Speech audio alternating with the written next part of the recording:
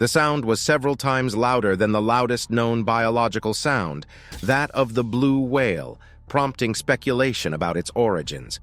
Could it be a gigantic, unknown creature of the deep sea, or perhaps a geological event of unprecedented magnitude?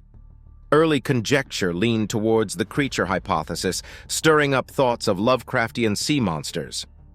However, scientists eventually concluded that the sound was consistent with large icebergs fracturing and cracking, a phenomenon known as icequakes.